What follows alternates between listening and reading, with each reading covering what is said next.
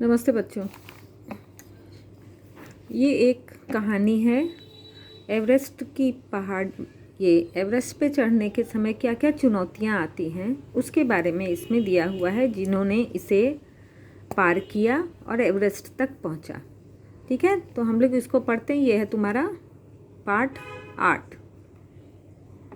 Everest संसार का सबसे ऊंचा पर्वत शिखर है। यह समुद्र से 8,848 मीटर लगभग 9 किलोमीटर ऊंचा है। इसके उत्तर में तिब्बत है तथा दक्षिण में नेपाल।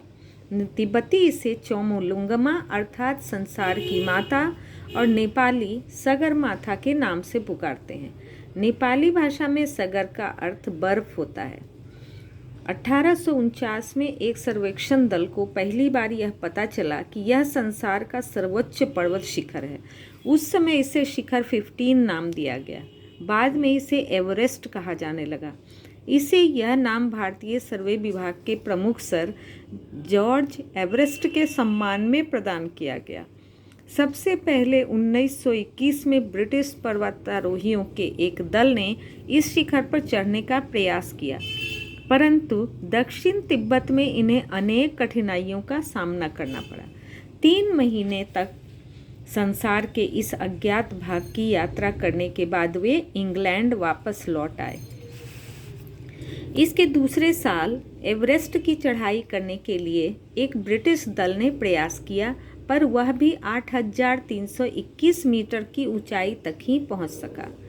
इसके बाद तो अनेक दलों ने इस शिखर पर चढ़ने का प्रयत्न किया, किंतु सर्वप्रथम 1953 में शेरपा तेनसिंग और न्यूजीलैंड के एडमंड हिलेरी को शिखर छूने में सफलता मिली। इसी शिखर को छूने के लिए 26 मई 1965 को सवेरे बहुगुणा, रावत, बीपी सिंह और मैं यहाँ लेखक हैं, आहलूवालिया, यहाँ देखोगे तुम पीछे में उनका नाम दिया गया है। ये मैं शब्द जो है वो उन्हीं के लिए आया है, मेजर हरिपाल सिंह आहलूवालिया।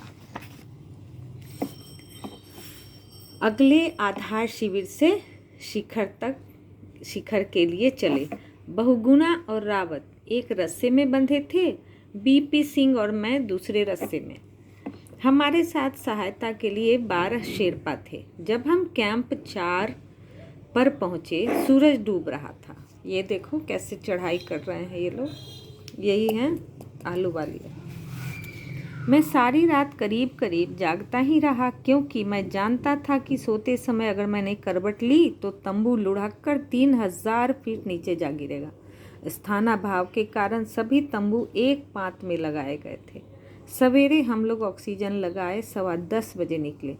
वहाँ सख्त काली चट्टानें थी या पत्थर के बड़े बड़े टुकड़े थे। उन पर चलना बहुत मुश्किल और थकाने वाला था। ठंडी हवाएं हमसे टकरा रही थी। जब हमें अपने तंबू दूर से फहराते दिखाई दिए तो हमारी जान में जान आई। शाम होने तक हम वहाँ पहुँच गए। यहीं स्विस, ब्रिटिश और अमेरिकी अभियानों के पुराने तंबू भी थे और उन पर तभी का कूड़ा कचरा भी जमा दिखाई दे रहा था। हम इन तंबुओं को आसानी से पहचान गए। हमारी ऑक्सीजन ख़त्म होती जा रही थी, इसीलिए मैं इन तंबुओं में घुस गया और रात में उपयोग करने के लिए उनके कुछ ऑक्सीजन सिलेंडर निकाल लाया। यहाँ बीपी सिंह बीमार पड़ गए। उनकी जगह फूदोरजी हमारे साथ आकर शामिल हो गया। यहाँ मैं बता दूं कि इस अंतिम शिविर से आगे हमें रात दिन ऑक्सीजन का इस्तेमाल करना था। ऊपर जाते हैं तो ऑक्सीजन कम होती जाती है ना। ये देखो कैसे चढ़ाई हो रही है, बहुत कठिन होती है एवरेस्ट की चढ़ाई।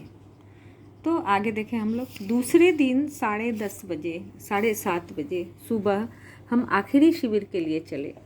अब मेरे साथ मेरे रस्से में फूदोरजी बंधा हुआ था। हमारे पीछे रावत, बहुगुणा और 7 शेरपा थे।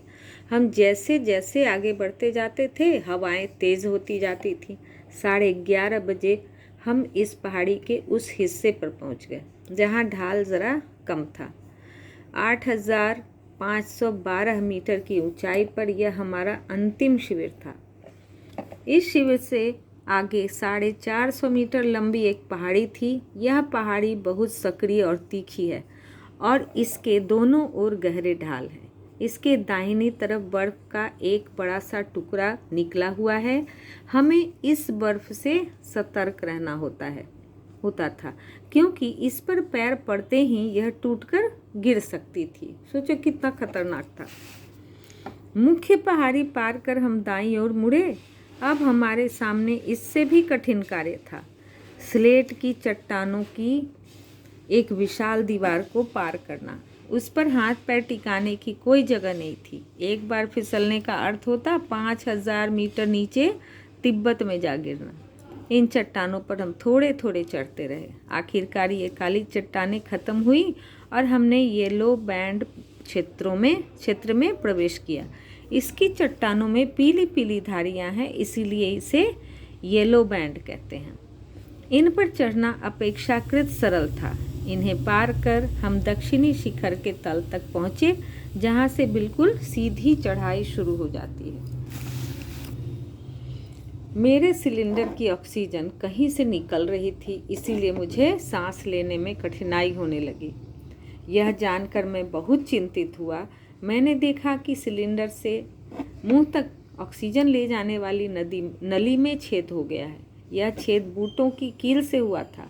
आसपास कहीं बैठने की कोई जगह नहीं थी, इसीलिए फुदोरजी ने बर्फ काटकर एक छोटा सा प्लेटफॉर्म बनाया।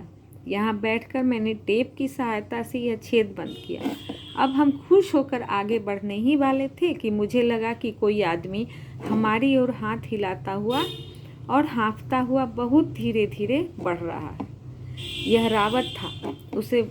उससे मालूम हुआ कि बहुगुणा बीमार हो जाने से रुक गया है। उसे अकेले ही आगे बढ़ना पड़ा है। रावत को हमने अपनी रस्सी के बीच में जगह दे दी। देखो यहाँ 3 है, 1 2 3। जो रस्सा केवल 2 व्यक्तियों के लिए था, उसी पर हम तीनों दक्षिण शिखर पर चढ़ने लगे। अभी तक कभी भी एक रस्से पर 3 व्यक्तियों ने एवरेस्ट की चढ़ाई नहीं की थी। 2 व्यक्तियों के साथ एक रस्से पर चढ़ना 3 व्यक्तियों की अपेक्षा कहीं सरल होता है। इसीलिए हमारी आगे बढ़ने की रफ्तार काफ़ी कम हो गई। धीरे धीरे बहुत सतर्कतापूर्वक हमने दक्षिण शिखर के बड़े बड़े पत्थर पार किए। हम एकदम सीधे शिखर पर नहीं पहुँचे और शिखर से कुछ मीटर नीचे ही बाईं ओर मुड़ गए। इसमें बहुत वक्त लगा क्योंकि एक बार में एक ही व्यक्ति चल सकता था। जब एक चलता तो अन्य दोनों संभाल कर रस्से को थामे रखते। अब हम एक संकड़ी गली में पहुंच गए, जिसे मैंने इंडियाज डेन नाम दिया। यहाँ पहुंचकर हम बहुत प्रसन्न हुए। अब मुझे सबसे बड़ी चिंता हिलेरी की चिमनी की थी, क्योंकि पहले के विवरणों के अनुसार शिखर के मार्ग में यही सबसे बड़ी बाधा थी। मतलब जो चढ़ाई कर चुके थे उनके अनुसार लगभग 10 मीटर एक सीध में नीचे उतरकर हम कुछ चट्टानों तक पहुँचे। यहाँ से सकड़ा सा रास्ता चिमनी तक जाता था। दक्षिण की ओर बर्फ के बड़े बड़े ढेर थे और हमें बड़ी कुशलता से उन पर कदम रखे बिना आगे बढ़ जाना था। उन्हें देखकर डर लगता था। बीच में चल रहे रावत ने जिम्मा लिया और हम दक्षिण की ओर ना जाएं और हमारे कदम चट्टानी हिस्से पर ही पड़ते रहें। यहाँ कुछ बड़ी बड़ी चट्टानें थी जो नीचे से ढीली थी। कई बार हमें कूदकर एक से दूसरी चट्टान पर जाना पड़ता था। इन चट्टानों के बीच से नीचे की ओर नज़र डालते ही हम थर्रा उठते। नीचे 250 से 3000 मीटर गहरे गार गड्ढा होता है। अब हम हिलेरी की चिमनी के ठीक नीचे पहुंच गए। इसी बाधा का हमें सबसे अधिक डर था। हम पर्वतारोही इस चिमनी से परिचित हैं, जो चट्टान और बर्फ के ढेर के बीच 13 मीटर ऊंची खड़ी थी। चट्टान पर हाथ या पैर जमाने की कोई जगह नहीं और बहुत ज़्यादा चिकनी होने के कारण यह बहुत बड़ी समस्या है। मैंने कोशिश की कि हाथ रखने की ज़रा भी जगह पा जाऊं, पर मुझे कुछ नहीं मिला। बर्फ़ के ढेरों के कारण दक्षिण की ओर से इसे पार करना बहुत खतरनाक था। बाईं ओर और भी ढलवां चट्टानें थीं, जिन्हें पार करना असंभव था। फुदोरजी ने इस पर चढ़ने की कोशिश की। वह बार बार फिसलता ही रहा। तब उसने चट्टान में बर्फ़ की कुल्हाड़ी की मदद से छेद करने की कोशिश की और उसके सहारे ऊपर चढ़ा। वह जमी हुई बर्फ़ में अपने जूतों की कीलें गाड़ देता और कुल्हाड़ी की मदद से शरीर का वजन संतुलित करते हुए अचानक कुल्हाड़ी को घुमाकर ऊपर दीवार में गाड़ देता और इस तरह ऊपर चढ़ जाता। रावत उसे सहारा दिए था।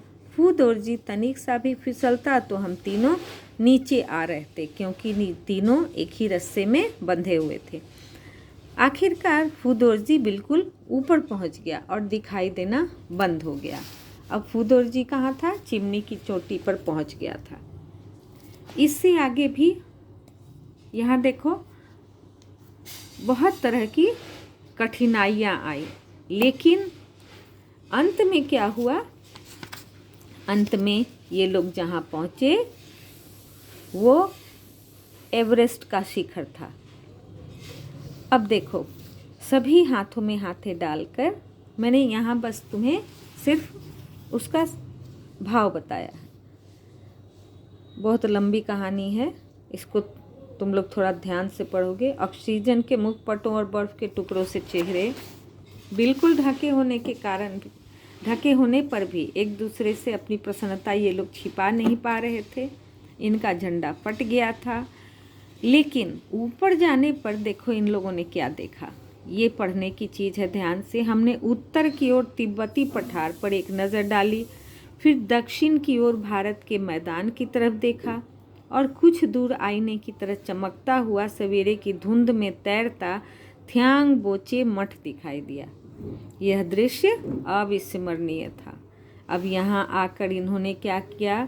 रावत ने झुककर दुर्गा जी की मूर्ति रखी, धूप जलाई, मैंने गुरु नानक का फोटो माला रखी, फूदौर्जी ने चांदी का लॉकेट रखा जिसमें दलाई लामा का फोटो था और भेंट स्वरूप चॉकलेट, बिस्कुट, मिठाइयाँ रखी। इन लोगों का ऑक्सीजन भी ख़त्म हो रहा था और ये लोग कैमरा से बहुत सारे फ़ोटो खींचे।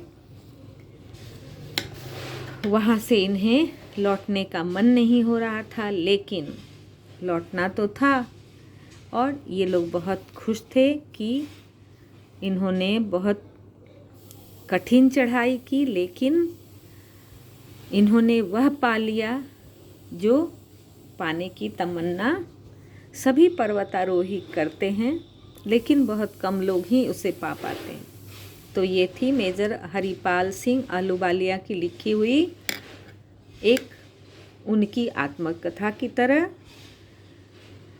तो मुझे उम्मीद है कि पढ़कर ये पाठ तुम्हें समझ में आया होगा, लेकिन तुम लोग भी इसको दोबारा फिर से पढ़ोगे।